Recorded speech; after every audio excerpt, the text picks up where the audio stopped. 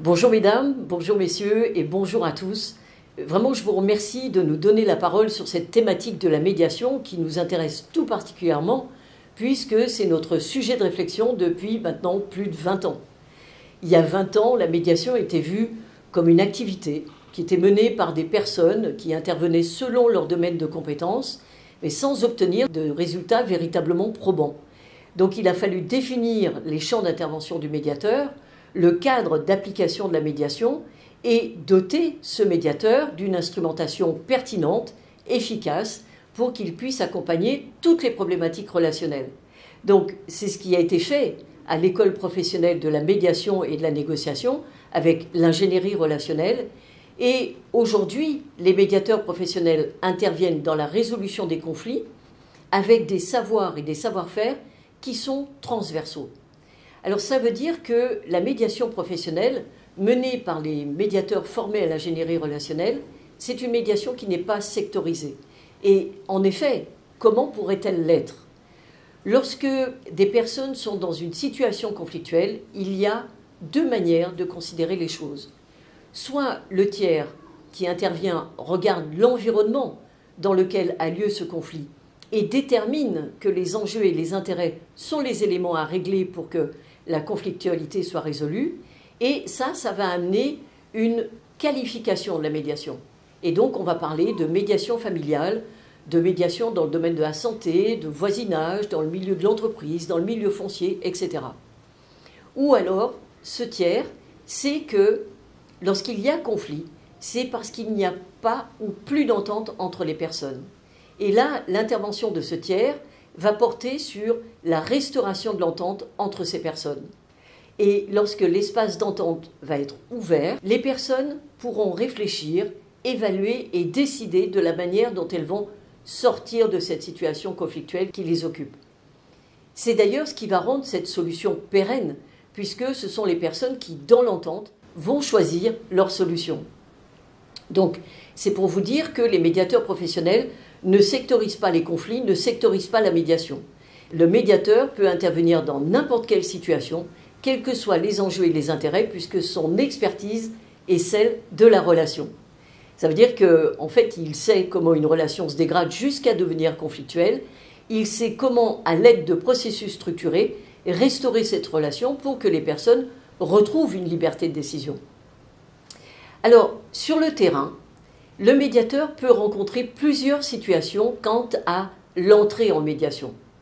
Parfois, les parties impliquées dans le conflit sont pleinement motivées pour aller vers la médiation parce qu'elles savent que c'est un recours qui va leur permettre de lâcher avec une dynamique émotionnelle désagréable et qu'elles pourront, avec l'accompagnement de ce médiateur, exposer leur point de vue, écouter le point de vue de l'autre et créer, imaginer une solution qui ne leur est pas immédiatement accessible. Mais ce n'est pas toujours le cas. Parfois, l'une des parties est réfractaire à l'idée de la médiation, voire même les deux parties peuvent être réfractaires quand ce recours leur est imposé par un juge, par une administration ou par une hiérarchie.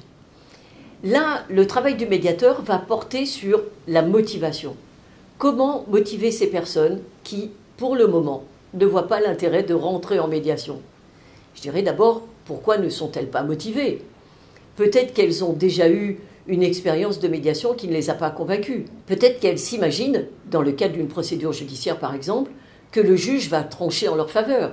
Ou peut-être tout simplement qu'elles ne savent pas en quoi consiste la médiation. Donc le médiateur professionnel va rentrer en contact avec ces personnes et leur proposer un entretien de motivation au cours duquel il va les faire réfléchir à l'intérêt pour elles de rester en conflit. C'est quoi les avantages de rester en conflit avec un collègue, avec un voisin, avec un conjoint ? Vous pouvez l'imaginer, l'entretien de la conflictualité coûte. Il coûte en termes de temps, d'énergie, de santé, de stratégie à élaborer. Et le médiateur professionnel, par cette réflexion, va amener les personnes à prendre conscience de la contradiction dans laquelle elles se trouvent. C'est-à-dire que d'une manière générale, chacun aspire à avoir une existence paisible, sereine. Et pourtant, en restant dans ce conflit, en refusant la médiation, elle contribue paradoxalement à maintenir pour elle un environnement stressant et tendu. Et de la même manière, lors d'une médiation judiciaire avec des personnes qui ont un regard réfractaire sur cette médiation, qu'elles le voient comme une obligation, le médiateur professionnel va les faire réfléchir au fait que le juge qui va s'occuper de leur affaire, il va trancher. Et cette décision va s'imposer à elle. Peut-être que cette décision sera en leur faveur, peut-être pas. Mais même si elle est en leur faveur, quid de la relation? Elle va rester dégradée durablement. Alors, cette technique que le médiateur professionnel met en œuvre, le raisonnement aporétique, va leur permettre de sortir de cette contradiction et de retrouver une liberté d'expression, puisqu'elles vont pouvoir énoncer les éléments du conflit et leurs attentes. Elles vont pouvoir avoir une liberté de réflexion, puisqu'elles vont élaborer ensemble l'issue du conflit, et puis bien sûr, une liberté de décision. Pour les médiateurs professionnels, l'identification de la motivation des personnes à entrer en médiation est évidente, elle est rationnelle. Il s'agit de 3 éléments techniques. D'abord, la recherche de satisfaction, la recherche d'harmonie et la recherche d'équilibre relationnel.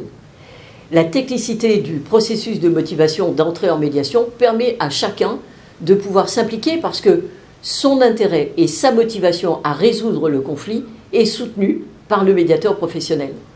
Je vous remercie de votre intérêt et je vous souhaite un colloque de qualité.